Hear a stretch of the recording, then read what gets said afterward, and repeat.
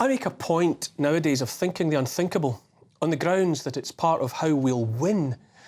When I look ahead into the proposed future, or should that be the future threatened by those who would cast our best interests into a bin fire along with our health and our rights, when I contemplate that digital, net zero, 15-minute ghetto, cashless, fake food future, that all-round rubbish future, let me tell you, it's not just hard to see a happy ending for ordinary people like you and me.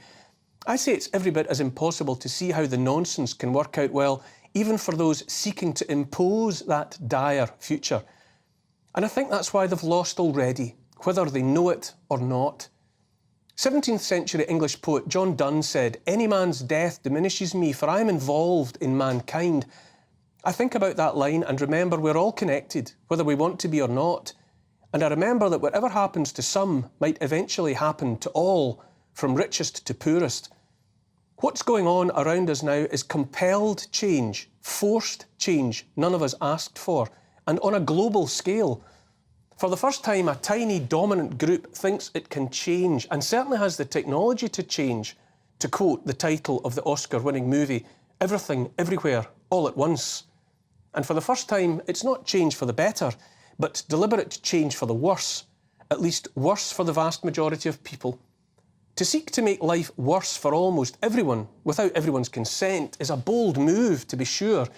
It's also a move doomed to failure.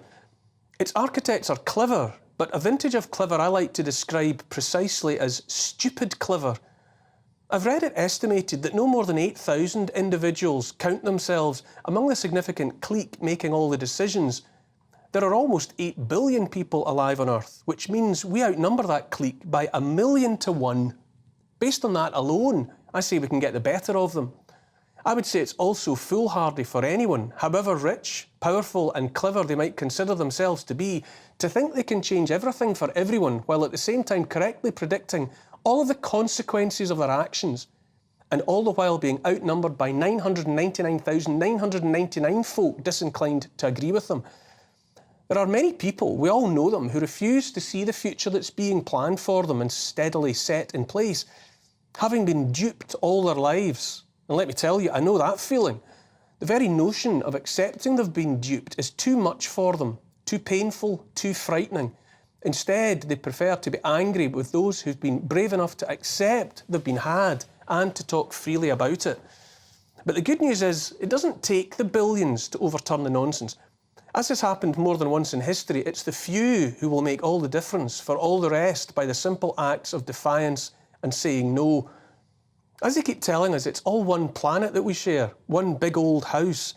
And as it says in the old book, "He that troubleth his own house shall inherit the wind." When the national borders are all gone, when everyone belongs anywhere and therefore nowhere, when the farmers who grow all the food have been driven off, and transnational cartels find other uses for the land, when there's only fake meat, powdered bugs and genetically modified, patented and trademarked plants to eat, when coal, oil and gas are banned with nothing practical to replace them, when finally too many people have nothing at all in their 15-minute ghettos and are murderously unhappy, what then? I look at the shameful, embarrassing state of politics and wonder which of the hapless, hopeless so-called leaders might be left standing when the music stops. And I know that the many answers that people will demand absolutely cannot and will not come from those sock puppets. I look at Scotland, where the former First Minister was taken into custody for questioning in relation to a crime, while in Westminster the former Prime Minister, the last one actually voted into power by the people 4 summers and 1,000 years ago, has been reduced to writing a newspaper column about his struggle to shed his fat gut. Oh, the irony. Johnson's first column is written to publicise the most expensive big pharma product in the world. Is anyone else seeing the transparency of this? And all around them on sinking ships, their fellow rats ignore the plight of millions in favour of scrapping among themselves.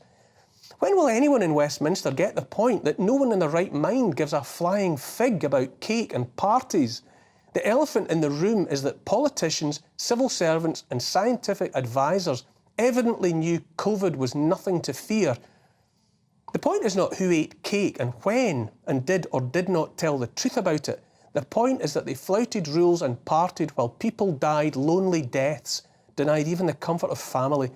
The point is that rather than face up to a single one of the appalling harms and economic disaster they orchestrated, they seek to distract us from the patently obvious by point scoring of the pettiest sort.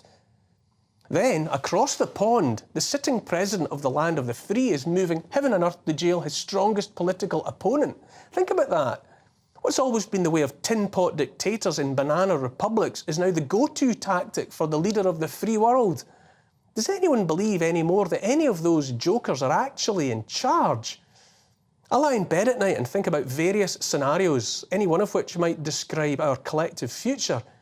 While none of those are appealing in any way, at least not to an ordinary Joe like me, I also fail to see which of the possible futures would suit the predatory, billionaire, philanthropath class either. While the misery unfolds, the misery made inevitable by Agenda 2030 and net zero and by centralised control of food supply and cash replaced by digital tokens and no way to heat homes in cold climates or to keep homes cool in hot climates and no private transport and no private property and endless wars. While all that's going on, do the obscenely rich plan to hide behind the 20-foot-high walls of luxury compounds, oases of calm protected by private armies in remote areas beyond the reach of a general population denied every mode of transport apart from walking and cycling? Can they really get far enough away from us? Can they ever feel safe enough? Will they eat choice cuts of meat and drink fine wines while the masses are confined at home and chowing down on crickets and locusts? Will their factories keep churning out the mRNA vaccines for monthly top-ups of the pincushion plebs to maintain the validity of those digital IDs? And supposing any and all of that happens and the unavoidable consequences play out, what then? If World War III really does break out, and on account of all the present provocation by the West in the face of Russia and China, such a cataclysm feels closer than at any time since World War II, and when the crop of mushroom clouds spreads across the continents, what then?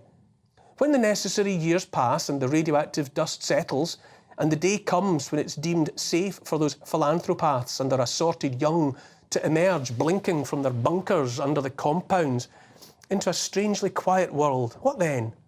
Will those rich, those we might call a cacistocracy, which is to say government by the worst of us, the least competent, will those rich continue to fly in their private jets between airstrips, presumably heavily defended airstrips provided with illicit supplies of aviation fuel, and to sail the empty seas on their vast private yachts powered by illicit diesel?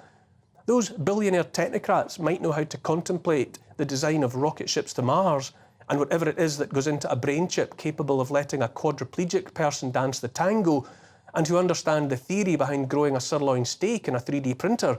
But who's going to unblock their toilets for them, fix the wiring in their luxury homes, sort out their recycling and dispose of their trash? Who's going to mine the lithium and cobalt for their batteries? Who will they boss around then? Who will they lord it over and feel superior to? Presumably those richest and most powerful men and women of a certain age are planning a future that must come to fruition only after they're dead.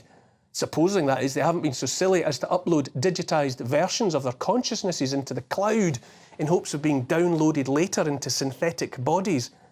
I say silly because imagine how tempting it would be for some minion, some flunky entrusted with the care of that digital soul, simply to press delete instead.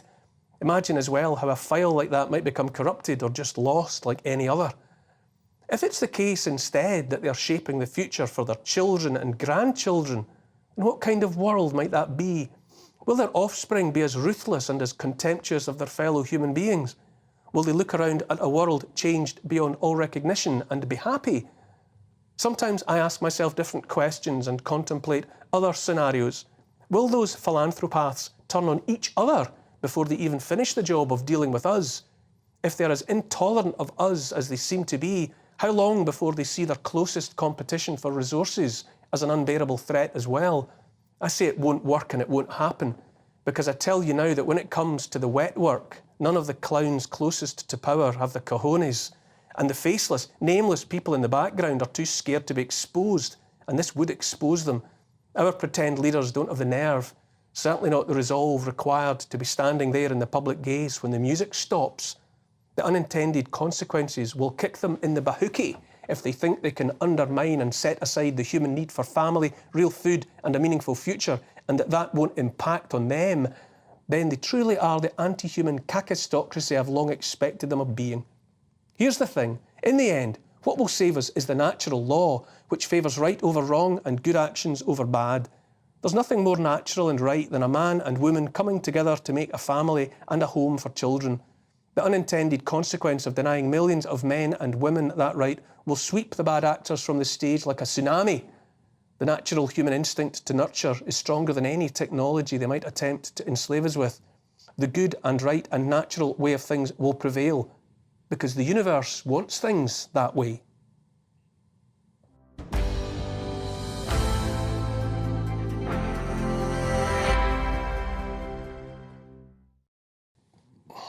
That's just my opinion, of course, all of it, and you're free to disagree. Keep your tweets coming and your emails all through the show. You can email gbviews@gbnews.com, and I'll try to get to comments later in the show if time allows. Okay, joining me tonight